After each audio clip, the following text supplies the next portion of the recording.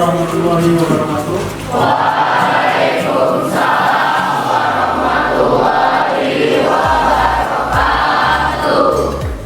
Selamat siang semuanya. Gimana, sehat?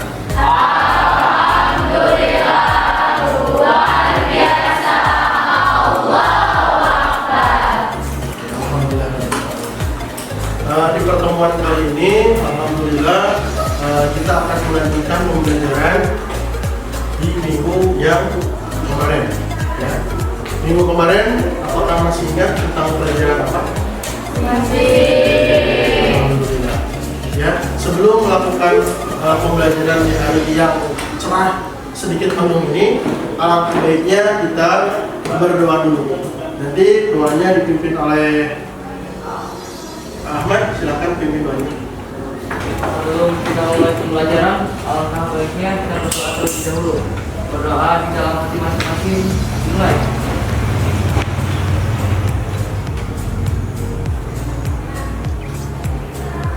Selesai. Nah, sebelum kita lanjut ke pemahaman materi, Bapak di sini mau mengabsen terlebih dahulu, ya. Soalnya waktu minggu kemarin banyak yang tidak hadir, ya, banyak yang sakit, ya, ada juga yang izin. Tapi alhamdulillah itu tidak ada yang alpa, ya. Untuk hari ini siapa yang tidak hadir? Cika Febriana. Cika kenapa? Sakit. Cika Silviana, Pak. Cilka Silviana. Mana Cika Silviana? Oke, ya. Sama Rehan. Dan kenapa lagi? Izin. Oke. Ya, kita doakan yang sakit semoga lekas sembuh. Nah, untuk memulai pembelajaran hari ini, ya, Bapak akan menerangkan terlebih dahulu capaian pembelajaran yang seperti biasa selalu Bapak awali di setiap pertemuan. Nah, untuk CP hari ini, ya, capaian belajar hari ini adalah fase E. Peserta didik mampu memahami konsep dasar kerajaan Islam.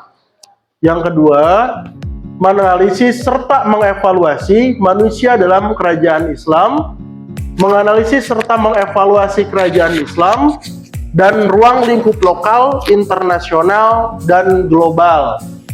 Kemudian menganalisis serta mengevaluasi kerajaan Islam dalam dimensi masa lalu, masa kini, dan masa depan.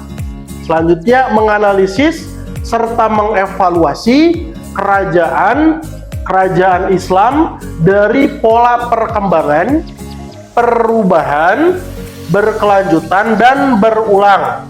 Selanjutnya menganalisis serta mengevaluasi kerajaan Islam secara diakronik, kronologi, dan sinkronis. Nah, itu untuk capaian belajar di hari ini, di pembelajaran sejarah hari ini. Nah, untuk alur tujuannya, di sini kita akan mempelajari tentang masa kerajaan Islam di Indonesia. Ya, sebelumnya kita belajar apa? Teori masuknya Islam ke Nusantara. Oke, betul. Teori masuknya Islam ke Indonesia ataupun Nusantara. Ya, ada berapa teori? 3. Oke. Jessica, apa teori apa aja itu? Izin menjawab, Pak. Silakan. Teori pertama ada teori Persia, Oke. teori Arab, Oke. dan teori Gujarat. Oke, betul sekali. Kasih aplaus dong. Ya, alhamdulillah. Ya, Bapak jadi terpura ya. Saya terharu. Alhamdulillah.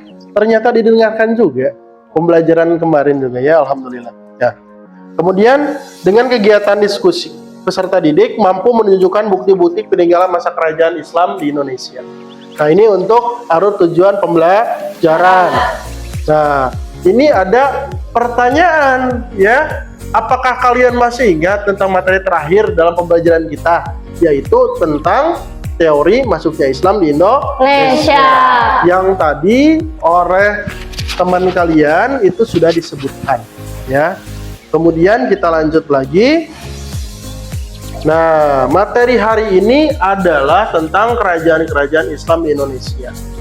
Di sini ada yang tahu kerajaan apa saja yang ada di Indonesia? Bisa diacungkan tangannya? Contohnya kerajaan di Demak. Kerajaan Demak, oke, betul. Oke, betul. Terus kerajaan mana lagi selain kerajaan Demak? Izin menjawab Pak. Oke. Kerajaan Samudra Pasai. Oke, itu di mana Samudra Pasai? Di Pulau apa? Di Pulau Aceh. Kalau nggak salah. Oke, itu termasuk di kawasan Aceh kalau sekarang. Tapi pulaunya pulau apa? Sumatera. Nah, Sumatera. Tidak apa-apa ya.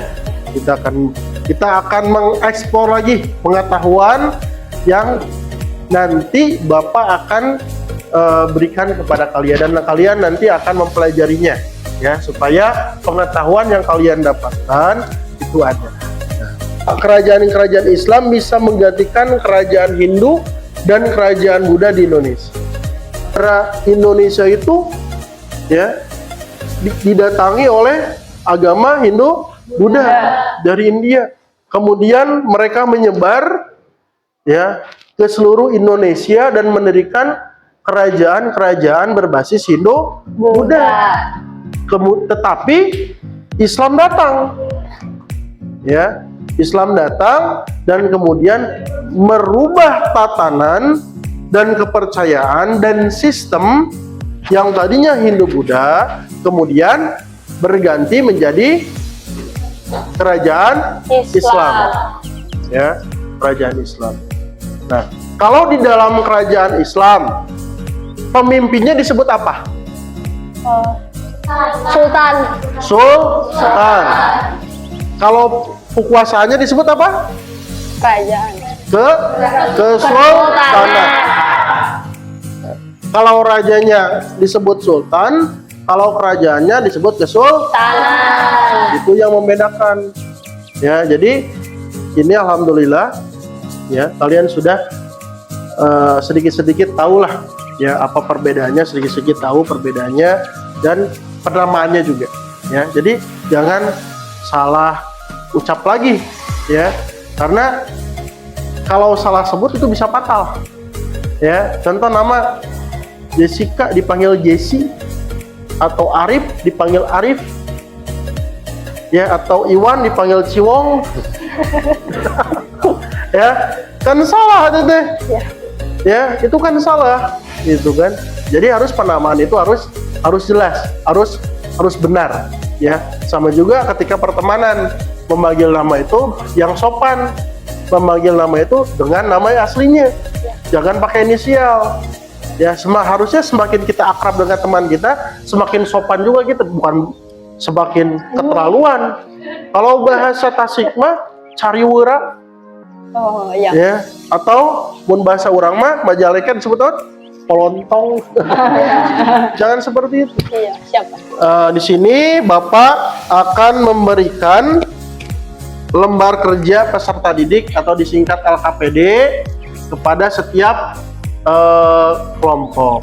Tapi Bapak di sini sudah mengacak ya, mengacak kelompoknya masing-masing. Nanti silahkan kalian untuk bergabung dan menata mejanya masing-masing sesuai dengan kelompok yang telah ditentukan oleh Bapak ya. Nah, ini pembagian kelompoknya. Untuk kelompok 1 Kerajaan Aceh Darussalam itu ada Ahmad, ada Banyu, Mutiara, Heni, Arifin, Rehna, Sawa, Tiala, Erni, dan Neng.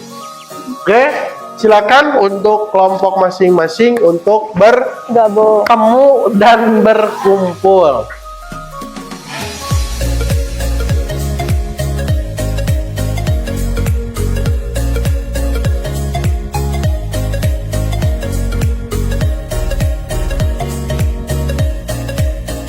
Sudah di kelompoknya masing-masing? Sudah. Oke. Ya, nanti ini sekarang Bapak bagikan dulu LKPD-nya. Kelompok 1 mana? Ini LKPD. Kelompok 2? Oke. Bapak sudah membagikan LKPD-nya. Jadi, silakan kalian baca LKPD-nya, tapi sebelum membaca itu ditulis dulu nama kelompoknya terlebih dahulu. Ya, anggota kelompoknya ditulis, ya namanya yang jelas, ya. Tong goreng tulisanna adek kabaca ku bapak, ya. Tulisanna sing jelas. Nah, di dalam LKPD itu ada langkah-langkah yang akan kalian ikuti, yang harus kalian baca, ya. Kemudian juga terdapat contoh infografis yang telah Bapak masukkan ke sana, ya. Setelah kalian membaca langkah-langkah tersebut, silakan kalian untuk mencari informasi di buku paket ataupun di internet atau di Google. Bisa kalian ke jurnal, Jali Jurnal, ataupun yang mudah, ya. Kemudian silakan kalian untuk selanjutnya untuk mempresentasikan hasil dari kerja kelompok kalian berupa hasil analisis dan hasil kesimpulan, ya. Nanti setiap kelompoknya dipersilakan untuk maju ke depan kelas dan membacakan, ya, hasil dari analisis kerajaan yang kelompok kalian bahas, ya. Dapat dipahami? Siap. Oke. Sebelum mulai ada yang bertanya? Tidak ada? Siap, masih belum ada. Oke. Ya, silakan kerjakan.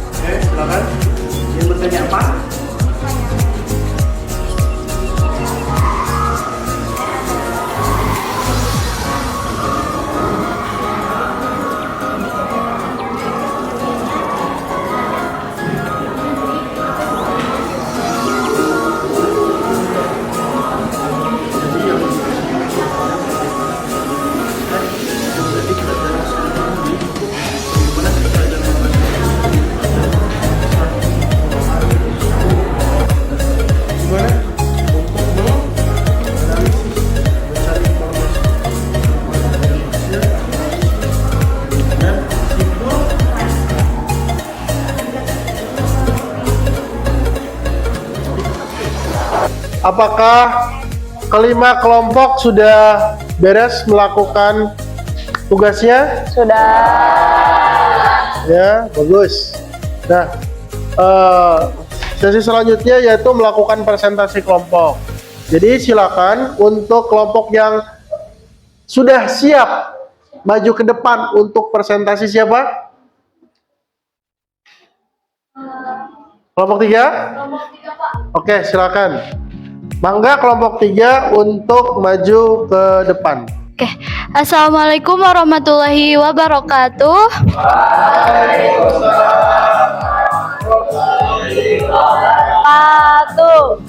Kami dari kelompok 3 akan menyampaikan presentasi yang berjudul Kerajaan Banjarmasin. Yang pertama, kami akan memperkenalkan terlebih dahulu kelompok 3. Dimulai dari saya, perkenalkan nama saya Faras Nabila. Nama saya Lointan. Perkenalkan nama saya Lihani. Perkenalkan nama saya Naufal. Nama saya Harifatur Rahman. Perkenalkan nama saya Muhammad Hamra. Nah, langsung saja kami akan mempresentasikan hasil dari diskusi kami yang berjudul tentang Kerajaan Banjarmasin. Yang pertama kalinya akan disampaikan oleh Naufal. Kesimpulannya. Sejarah Kerajaan Banjarmasin. Sejarah Kerajaan Banjarmasin didirikan pada abad ke-15 oleh seorang pangeran dari kerajaan negara Daha yang bernama Raden Samudra. Kerajaan ini berkembang pesat pada abad ke-16 dan ke-17 di bawah pemerintahan Sultan Banjar yang terkenal seperti Sultan Suryansyah dan Sultan Tamjilah. Lokasi tempat Kerajaan Banjarmasin. Kerajaan Banjarmasin terletak di wilayah yang sekarang dikenal sebagai Kalimantan Selatan. Wilayah kerajaan ini meliputi sebagian besar daerah sekitar Sungai Martapura dan Sungai Barito. Jadi, ya. Nah, masih tentang hasil diskusi kami yang akan dibacakan oleh Hari dan dilanjut oleh Hamra. Pemerintah Kesultanan Banjarmasin.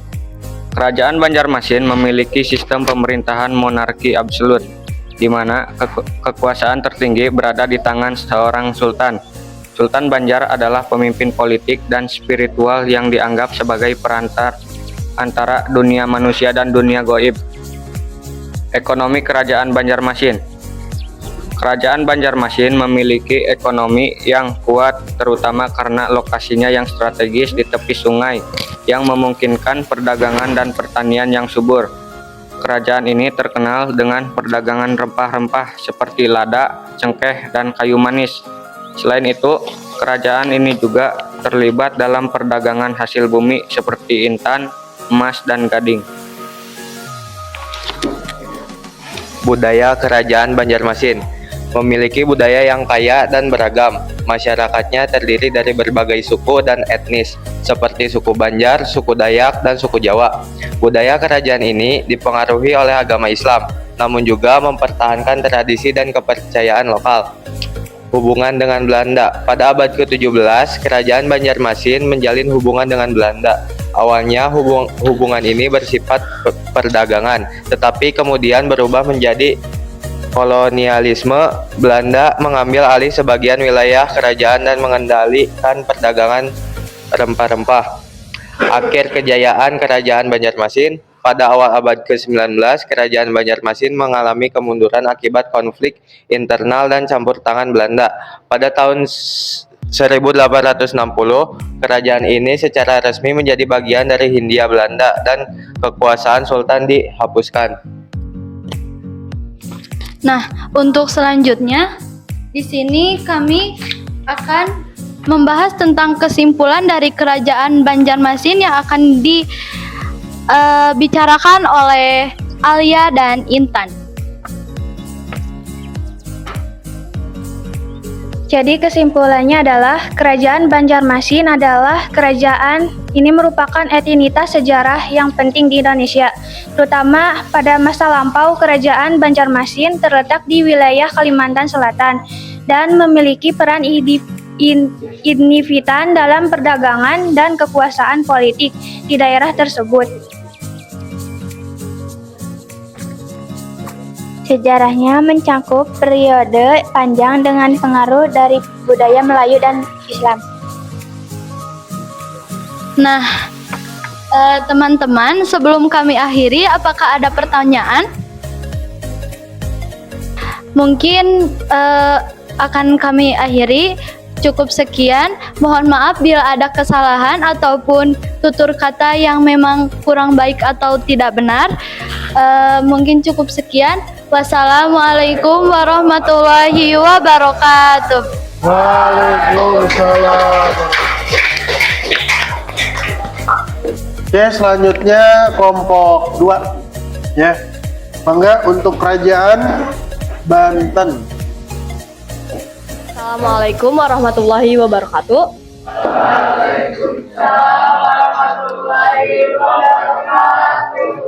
Kami dari kelompok 2. Sebelumnya perkenalkan, nama saya Jessica Ratu. Nama saya Nida. Nama saya Ica. Saya Aldan. Saya Hilal. Saya Fahri. Nama saya Naila. Saya di sini dan teman-teman saya akan menyampaikan materi dari diskusi kami tentang kerajaan Islam, lebih tepatnya kerajaan Banten. Langsung saja, ada sejarah bagaimana kerajaan Banten menjadi kerajaan besar di Pulau Jawa yang akan disampaikan oleh Aldan, Hilal, Fahri, dan Ica juga Dinda. Pertanyaannya yaitu bagaimana kerajaan Banten menjadi kerajaan besar di Pulau Jawa? Jawabannya, Kesultanan Banten mendapat kejayaan pada saat pelabuhan Banten menjadi pelabuhan internasional, sehingga mengalami perkembangan yang sangat pesat. Masa kejayaan Banten pada abad ke-16 hingga abad ke-17, pada masa pemerintahan Sultan Ageng Tirtayasa. Setelah mendapat kejayaan kesultanan, Banten mendapat julukan sebagai Garda Pulau Jawa yang artinya gudangnya pendekar Pulau Jawa. Setelah itu, Kesultanan Banten menjadi kerajaan besar di Pulau Jawa karena Kesultanan Banten menjadi penguasa jalur pelayaran dan perdagangan yang melalui Selat Sunda karena posisinya yang strategis. Adapun peninggalan kerajaan Banten yang merupakan kerajaan Islam yang memberikan jebak peninggalan berupa bangunan keagamaan, contohnya Masjid Agung Banten. Selain itu, beberapa peninggalan lainnya yaitu Istana Keraton Kaibon, Keraton Surosowan, Benteng Spelwick, dan lain sebagainya.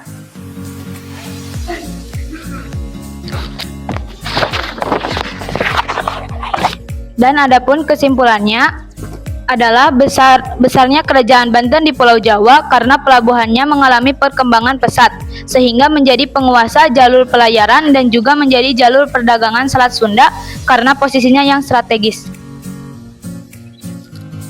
Ya. Baik teman-teman, bila ada yang kurang jelas, boleh ditanyakan kepada kelompok kami. Apakah ada yang kurang jelas? Terima kasih kepada teman-teman yang sudah memusatkan perhatiannya kepada kelompok kami. Mohon maaf bila ada kesalahan dari kelompok kami. Wabillahi taufiq wal hidayah. Assalamualaikum warahmatullahi wabarakatuh.